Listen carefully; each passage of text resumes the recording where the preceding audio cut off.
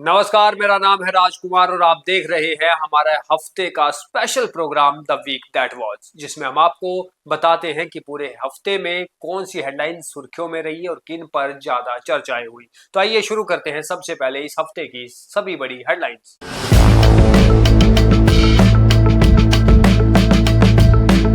गर्मियों की छुट्टियों और बरसात के बाद आखिरकार 27 जुलाई यानी सोमवार को खुलेंगे स्कूल। दिल्ली के आंदोलन का कई राज्यों में असर, प्रधानमंत्री मोदी का यूथ से संवाद, धर्मेंद्र प्रधान का इस्तीफा। 6 दिन तक बंद रहने के बाद बाबा अमरनाथ की यात्रा और मां वैष्णो देवी की यात्रा फिर हुई शुरू, मचेल और सरथल माता यात्रा अभी भी बंद। कश्मीर में 15 महीने बाद कोई आतंकी हमला, अनंतनाग में एसओजी जवान की हत्या, हाई अलर्ट जारी।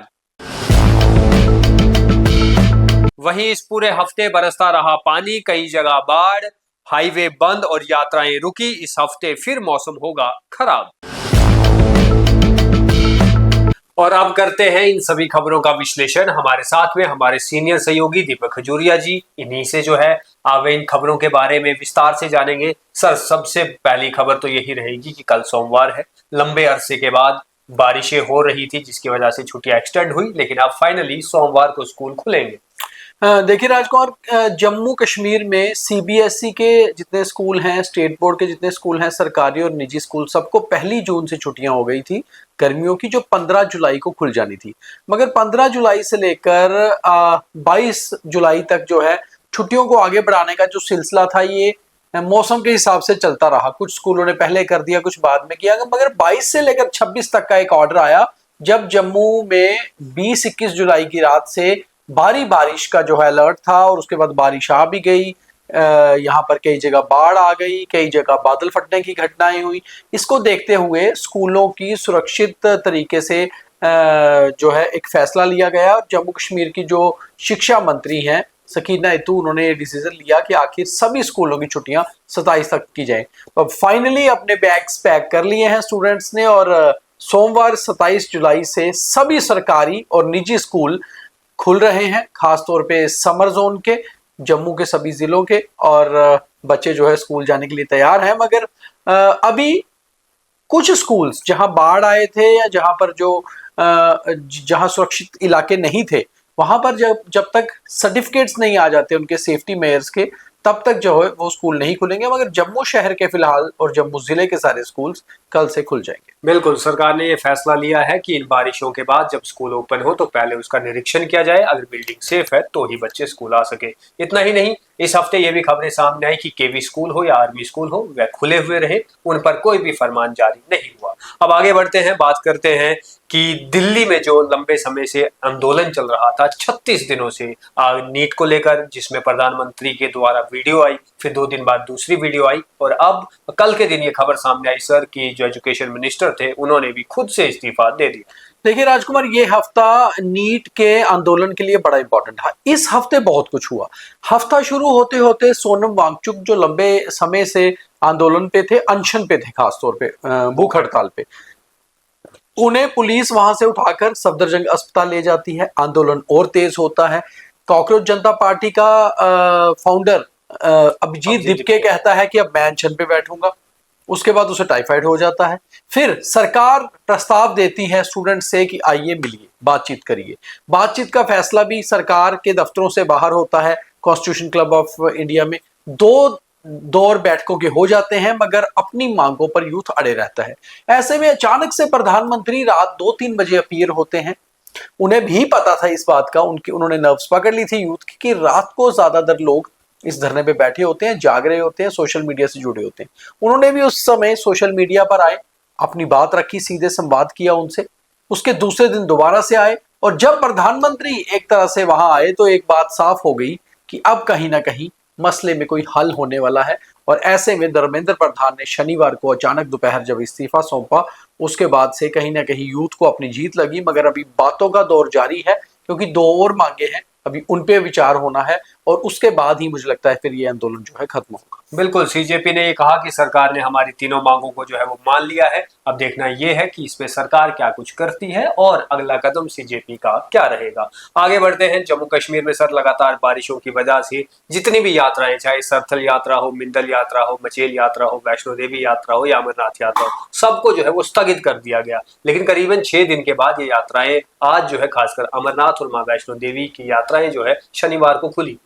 जी बिल्कुल, शनिवार 6 दिन के बाद ये यात्राएं दोनों शुरू हुई, मगर इसमें प्रमुखता से जो इंतजार हो रहा था श्री अमरनाथ यात्रा, क्योंकि वो होती ही इसी सीजन में है और शुरू के 16-17 दिन बहुत अच्छी यात्रा चलने के बाद अचानक से मौसम खराब होने से यात्रा रोक दी गई थी और 6 दिन यात्रा एकदम से स्थगित रही। मगर शनिवार को एक जत्था निकला जो करीबन 6200 यात्रियों को लेकर और बालटाल के रास्ते वो गया। पहलगाम की यात्रा अभी बंद है क्योंकि रास्ता लंबा है और वहां पर वहीं सुरक्षा के कारणों से भी उस यात्रा को शायद बंद रखा गया है। माता वैष्णो देवी की यात्रा 6 दिन एहतियात के तौर पे बंद की गई थी, उसे भी शुरू कर दिया गया और जो हजारों यात्री कटरा में रुके हुए थे, इंतजार कर रहे थे कि माँ के भवन के दरबार जो है खुले और हम वहां दर्शन करने जाएं, तो वो भी दर्शन करने गए। हालांकि जम्मू में शनिवार भी बारिश होती रही, रविवार भी कुछ जगह बारिश हुई है और अभी फिलहाल यात्राएं चल रही हैं। मगर जो यहाँ की लोकल रीजनल यात्राएं मानी जाती हैं, सरथल माता और मचेल माता, ये यात्राएं भी बंद हैं। बिल्कुल, वह पहाड़ी और दुर्गम इलाका है। वहां पर लगातार नेशनल हाईवे 244 पर पत्थर गिर रहे हैं, जिसके कारण अभी भी एडमिनिस्ट्रेशन ने वहां बंद रखा है। लेकिन अमरनाथ यात्रा हो, वहां के लिए श्रद्धालु उत्सुक थे। हमारी कुछ श्रद्धालुओं से बात भी हुई थी, उन्होंने कहा था कि जिद है कि और आस्था भी है कि हम बाबा के दर्शन कर कर ही वापिस लौटेंगे। आगे बढ़ते हैं। करीबन सर 15 महीने बाद कश्मीर के भीतर जो है एक इंसिडेंट होता है जिसमें हमारे एसओजी जवान की जो है वो जान चले जाती है और ये आतंकी हमला है। पुलिस उसके बाद ताबड़तोड़ जो है वो कार्रवाई कर रही है। देखिए, head constable Jammu Kashmir police के और एसओजी के जवान आशिक हुसैन बुखारी, वो जो है उसको पॉइंट ब्लैंक से लाल चौक अनंतनाग में गोली मारी जाती है बुधवार दोपहर 12:30 बजे। और करीबन 15 महीने बाद 22 अप्रैल की पहलगाम की घटना के बाद 22 जुलाई को कोई आतंकी घटना कश्मीर में होती है और जिससे एकदम से सुरक्षा बल जो है वो अलर्ट पर आ जाते हैं। उन्हें ये लगता है कि अभी भी आतंक का वो दौर जो पिक एंड चूज था या सिलेक्टिव किलिंग थी वो बाकी है और पुलिस के ऊपर हमला होना इस तरह की एरिया में, अनंतनाग शहर के बीचों बीच ये लाल चौक है, उसके बाद से अभी तक करीबन 4-5 जिलों में साउथ कश्मीर के करीबन 200-250 OGW या स्लीपर सेल के लोग जिन पे शक है उनको उठाया गया है, उनसे पूछताछ चल रही है। हालांकि द रेजिस्टेंस फोर्स, लश्कर तैयबा का जो ऑफ शूट है, उन्होंने जिम्मेवारी इस घटना की ली है, मगर कौन से आतंकी ने ये एग्जीक्यूशन किया है, इसको एग्जीक्यूट किया है, इस सारी घटना को, इसके पीछे कौन सा ग्रुप है, इसको लेकर जांच चल रही है। और सुरक्षा बलों ने अलर्टनेस इसलिए भी बढ़ाई हुई है एक्स्ट्रा क्योंकि इन दिनों अमरनाथ यात्रा भी चल रही है, मौसम भी खराब था और कुछ यात्री फंसे भी हुए थे। मगर कश्मीर में ये जो दौर आतंक का एक बार इस तरह से लगा कि खत्म हो चुका है, वापस आया, उसके बाद सरकार भी जो है हरकत में आई। लेफ्टिनेंट गवर्नर ने एक सिक्योरिटी रिव्यू मीटिंग भी श्रीनगर में राजभवन में की। राजनाथ सिंह जो मिनिस्टर डिफेंस मिनिस्टर हैं, वो भी शनिवार को 2 दिन के दौरे पर श्रीनगर पहुंचे। उन्होंने भी सेना और लेफ्टिनेंट गवर्नर के साथ बैठक की। सिक्योरिटी की बात, आंतरिक सुरक्षा तो खैर नहीं, मगर जो एक्सटर्नल सिक्योरिटी होती है उसके ऊपर बातचीत हुई। तो कहीं ना कहीं जम्मू कश्मीर में ये हादसा एकदम दोबारा से उस तरह से आया है कि मान लीजिए आतंकवाद का एक दौर खत्म हो रहा है और वापस एक इंसिडेंट हो जाए। जी बिल्कुल। और उसके बाद में हमें ये देखने को मिला कि मुख्यमंत्री का भी बयान आया। उन्होंने कहा कि आम लोगों को इस तरीके से उठाना, उन्हें गिरफ्तार करना या उनके घरों को तोड़ना, ये इंसाफ एक्चुअली वो बयान इसलिए आया क्योंकि गुरुवार को ये घटना होने के बाद हारून और अल्ताफ ठोकर 2 आतंकियों की प्रॉपर्टीज को गिरा दिया गया और इसमें पुलिस का, सिक्योरिटी फोर्सेस का और स्थानीय प्रशासन का रोल था।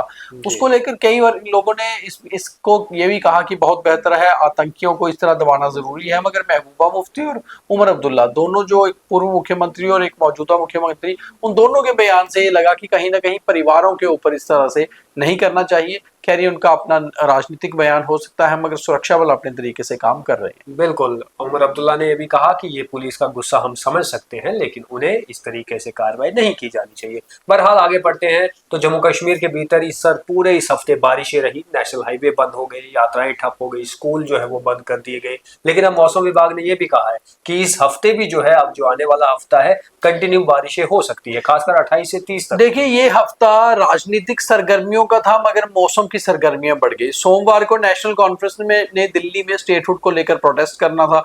पहुंचे हुए थे सभी नेता दिल्ली, मगर अचानक से सोमवार को ही राजौरी में क्लाउड बर्स्ट होता है, बाढ़ आ जाती है, मुख्यमंत्री को वापस जम्मू लौटना पड़ता है। वो यहाँ आते हैं, बैठकों का दौर करते हैं, उसके बाद वापस दिल्ली जाते हैं, वहां जाके प्रोटेस्ट में शामिल होते हैं। मगर मंगलवार से ऐसी बारिश आती है कि जो 5-6 दिन हाईवे भी बंद, यात्राएं भी बंद, और तकरीबन जिसको हम कहते हैं life on stand still, totally एक तरह से जीवन को रोकने वाला, लाइफ को थामने वाला बारिश थी। और शनिवार तक ये बारिश जो है जम्मू में जारी रही है। अब मौसम विभाग ये कह रहा है कि अगले हफ्ते, यानी कि शुरू होते ही हफ्ता, मंगलवार और बुधवार 28 और 29 जुलाई को दोबारा से बारिश हो सकती है।